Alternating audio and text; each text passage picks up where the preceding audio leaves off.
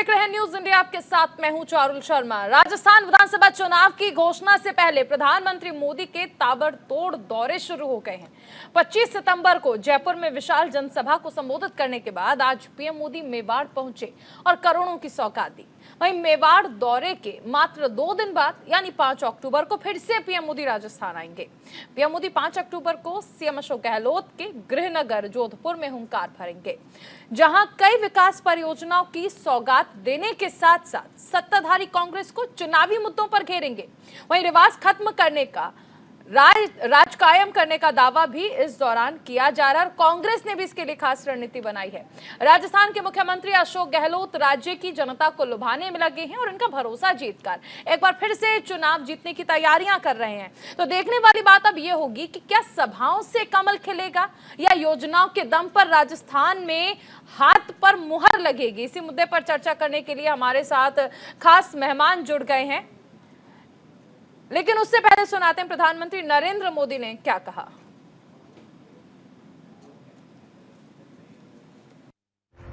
जी सोते जागते बैठते उठते मुख्यमंत्री की कुर्सी बचाने में लगे थे और आधी कांग्रेस उनकी कुर्सी गिराने में जुटी थी। जनता को अपने हाल पर छोड़कर ये लोग आपसी लड़ाई में ही व्यस्त रहे, हिसाब चुकता करने में लगे। अपने बेटों को सेट कैसे करना, इसलिए दूसरे के बेटों को कैसे उखाड़ देना। लेकिन इन सब के बावजूद एक विषय को लेकर कांग्रेस में हमेशा मिली भगत रही, हमेशा सहमति रही। कांग्रेस ने राजस्थान को लूटने में कोई कमी नहीं छोड़ी। 5 साल राजस्थान में कांग्रेस ने यही किया है। हर भ्रष्टाचारी, हर गुंडा, हर दंगाई, हर अत्याचारी, कांग्रेस का हर नेता खुद को राजस्थान की सरकार मान बैठा है।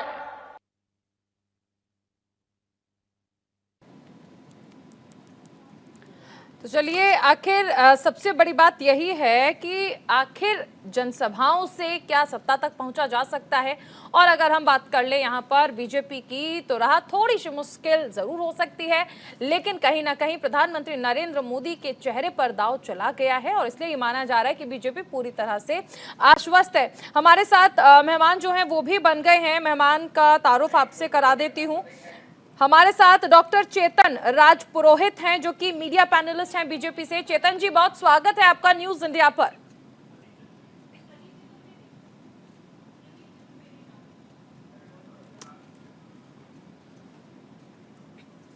चलिए, चेतन जी के साथ साथ हमारे साथ डॉक्टर प्रदीप चतुर्वेदी जुड़ गए हैं, प्रदेश प्रवक्ता हैं कांग्रेस के।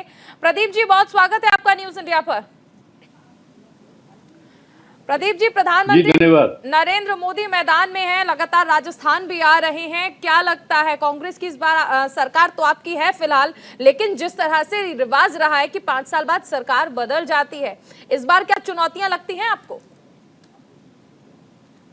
देखिए, प्रधानमंत्री का प्रदेश में 10 बार आना, इतने छोटे पीरियड में उनका आना इस बात को झलकाता है कि वो कितने अधीर और बेसब्री से राजस्थान आकर के अपने प्रभाव का इस्तेमाल करने का प्रयास कर रहे हैं, जबकि वो क्षेत्रीय नेतृत्व की तो परवाह ही नहीं कर रहे हैं। सवाल ये कि राजस्थान में मुकाबला तो क्षेत्र वर्सेस प्रादेशिक वर्सेस कांग्रेस सेंट्रल का है। तो मोदी जी सारी चीजें अपने कमान में रखते हुए क्षेत्रीय नेताओं को जिस तरह से उन्होंने पहले लड़ाया, जिस तरह से परिवर्तन यात्राएं 4 दिशाओं में निकालकर उस स्थानीय नेतृत्व में एक संघर्ष करा दिया, एक राजनीतिक प्रतिद्वंदता पैदा कर दी। अब आज के समय में आज की उन्होंने मीटिंग में उन्होंने कहा कि कमल के निशान पर वोट देना है, तो कमल के निशान पर वोट के लिए तो क्षेत्रीय नेता भी वोट मांग रहे थे। उन्होंने भी अपने लिए कोई टिकट नहीं मांगा, उन्होंने कमल के निशान के लिए वोट मांगा। पर सवाल यह है कि मोदी जी किसी पर विश्वास नहीं करते और पिछली बार जो उन्होंने मात खाई और जिस तरह के उन्होंने चाल चलन और जिस तरह सरकार गिराने का प्रयास किया, उसके लिए वे स्वयं जिम्मेदार थे। इसलिए भाजपा की राजनीति में केंद्र बिंदु मोदी है।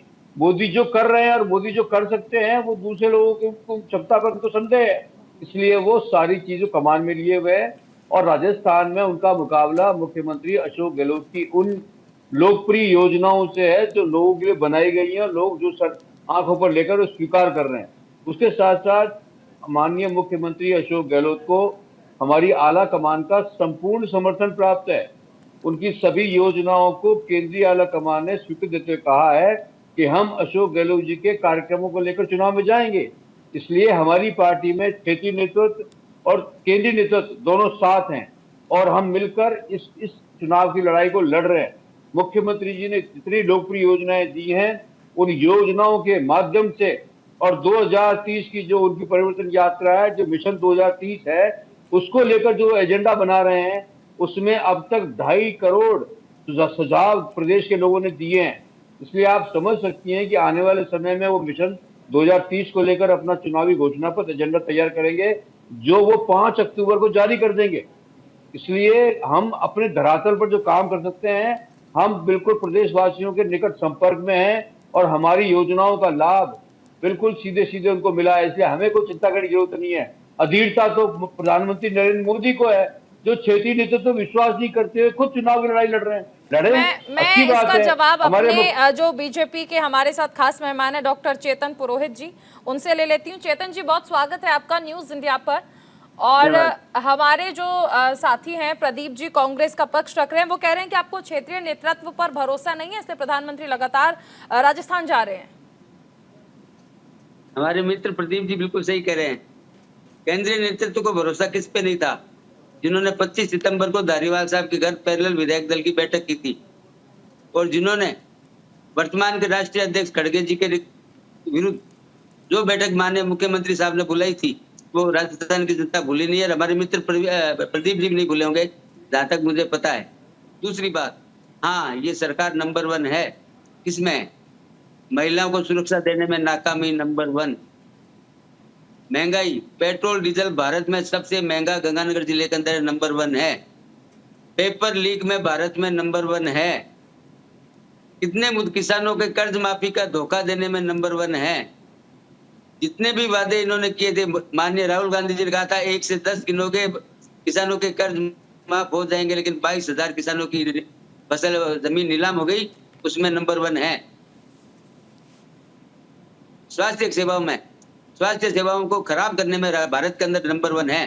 बेरोजगारी की दर जो 7% छोड़ के गए थे हम लोग, उसको ये 28% में लाके छोड़ दिए, नंबर 1 है। कितने गिना, शाम तक गिनाता रहूंगा, खत्म नहीं होगा। पहली बात तो ये है। दूसरी बात, अभी हमारे मित्र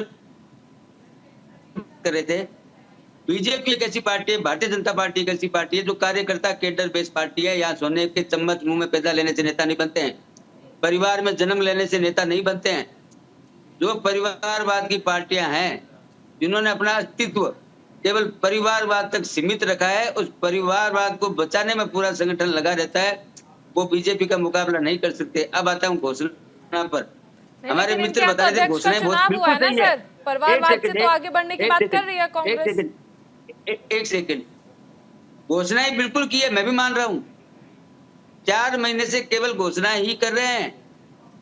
घोषणा से अगर चुनाव जीते जाते तो 2013 के अंदर हमारे मित्र प्रदीप जी को 21 सीटें राजस्थान की जनता नहीं देती, उससे भी अभी से भी ज्यादा घोषणाएं उस समय की थी, क्योंकि 4.5 साल तक एक सूत्री कार्यक्रम था इस सरकार का, how to save the government. चाहे वो सचिन पायलट साहब हो, चाहे वो भरत सिंह कुंदनपुर हो, चाहे राजेंद्र सिंह जी गुड़ा हो, और इनको राजस्थान की जनता से किसी प्रकार का कोई लेना देना नहीं था। अब आता हूँ महंगाई राहत कैंप, जिनको हम महंगाई आहत कैंप कहते हैं। जिस प्रकार से इन्होंने मई जून के महीने में राजस्थान की जनता को बिना किसी लाभ के, बिना किसी चीज के लाइनों में खड़ा किया, और राजस्थान की जनता जिस प्रकार से बेहोश हुए, जिस प्रकार का कुकृत्य इन्होंने राजस्थान के अंदर राजस्थान की जनता के साथ किया। एक बात और कहना चाहता हूँ, हाँ, इन्होंने ठगा है। ऐसा कोई सगा नहीं जिसको इन्होंने ठगा नहीं। अब राजस्थान की जनता को समय देने का समय आया है, इनको जवाब देने का समय आया है। तो राजस्थान की जनता ने कमर कस के रखी है कि इनको ऐसा सबक सिखाना है कि भविष्य में कभी भी ये इस प्रकार की चौथी घोषणाएं करके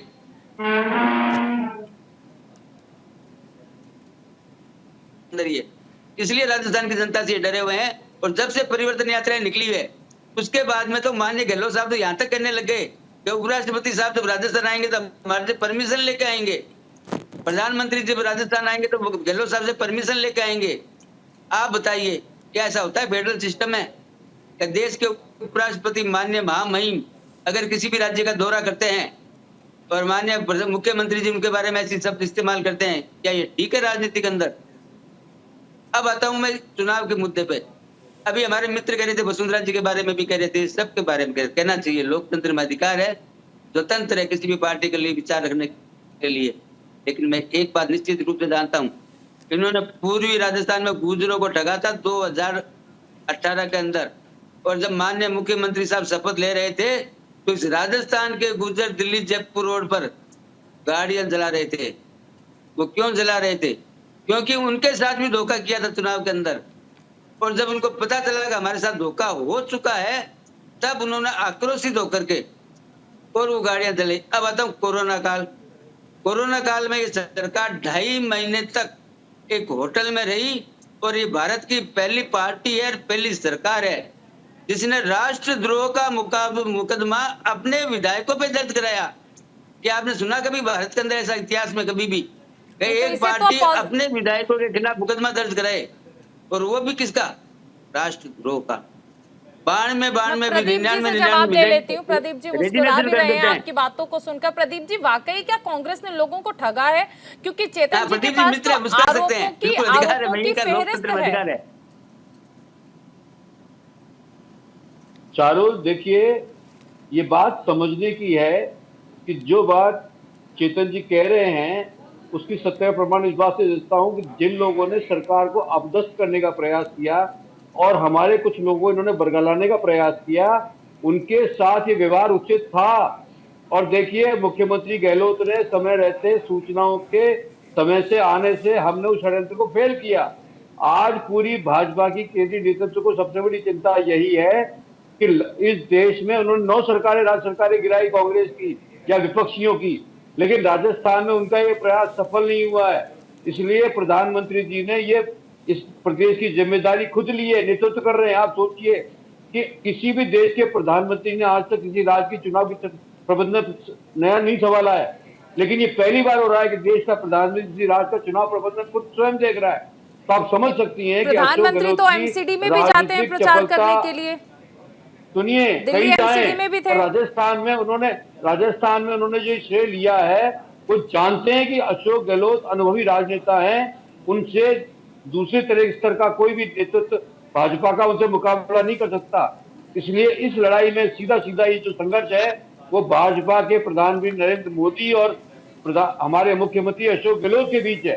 इसलिए जब मुख्यमंत्री के लिए सम्मान की बात है कि उनका मुकाबला देश के प्रधानमंत्री से हो रहा है, हम तैयार हैं, वो भी तैयार है। और हम प्रधानमंत्री को ये मान रहे हैं कि मुकाबला है, यानी आप अभी तक तो आप आश्वस्त नजर आ रहे थे कि जीत हो जाएगी, लेकिन अब आप मान रहे हैं कि कड़ा मुकाबला है, प्रधानमंत्री है।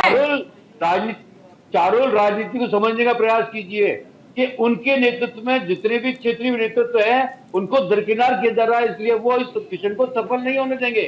आप क्षेत्रीय नेतृत्व के कार्यकर्ताओं को और क्षेत्रीय नेतृत्व के प्रतिनिधि को आप अलग करके मंत्रियों को थोप रहे हैं, सांसदों को थोप रहे हैं। तो क्या आप समझती हैं कि राजनीति में वो जो यहाँ के लोग हैं, यहाँ का क्षेत्रीय नेतृत्व है, जो यहाँ के नेता हैं, कार्यकर्ता हैं, क्या ऐसे प्रयोग को सफल होने देंगे?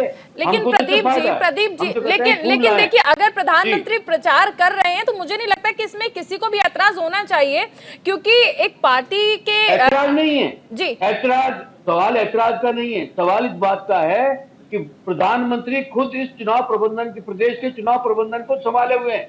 इसका मतलब वो समझ सकती है कितने गंभीर हैं। उन्हें लगता है कि राजस्थान का चुनाव आसान चुनाव लेकिन नहीं है। ये चर्चा का विषय नहीं होना चाहिए कि प्रधानमंत्री प्रचार क्यों करें। चेतन जी, प्रदीप जी लगातार कह रहे हैं कि कहीं ना कहीं डर का माहौल है क्या कि प्रधानमंत्री स्वयं ही इसकी बागडोर संभाल रहे हैं, चुनाव में लगातार प्रचार वो कर रहे हैं और क्षेत्रीय जो नेतृत्व है उसको दरकिनार कर रही है बीजेपी, ऐसा कांग्रेस का कहना है।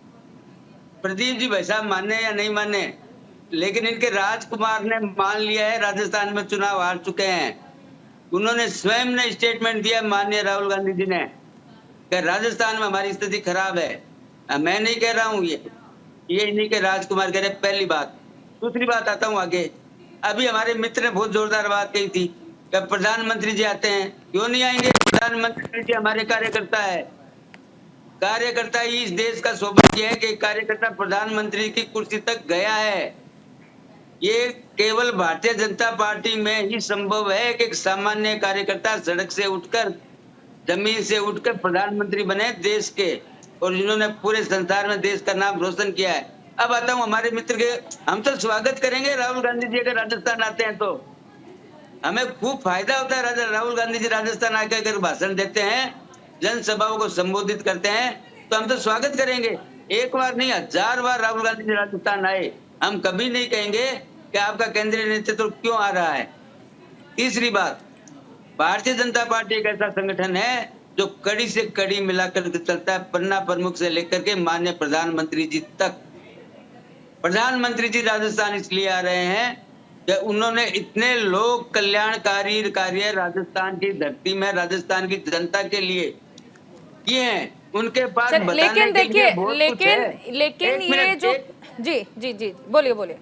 प्रधानमंत्री जी के पास राजस्थान की जनता का जो लोक कल्याणकारी काम उन्होंने किए हैं, उनको गिनाने के लिए बहुत कुछ मैटर है, क्योंकि उन्होंने किया है। भारतीय जनता पार्टी की केंद्र की सरकार केवल घोषणाएं नहीं करती है, दिखाती है करके जमीन के ऊपर। चाहे वो आयुष्मान योजना हो, चाहे प्रधानमंत्री सड़क योजना हो, चाहे प्रधानमंत्री आवास योजना हो, चाहे किसान सम्मान निधि हो। गिनाने के लिए तो फिलहाल मुझे लगता है चेतन जी सबके पास है, आपके पास केंद्र की योजनाएं हैं, केंद्र के द्वारा किया गया काम है, और प्रदीप जी यानी कांग्रेस के पास भी बहुत सारा काम है जिसे वो गिना भी रहे हैं, फेरस्त दोनों के पास है। लेकिन जनता कैसे आशीर्वाद देगी ये वक्त बताएगा। फिलहाल आप दोनों का बहुत शुक्रिया हमारे साथ जुड़ने के लिए। और इसी के साथ इस बुलेटिन में फिलहाल इतना ही। आप बने रहे न्यूज इंडिया के साथ।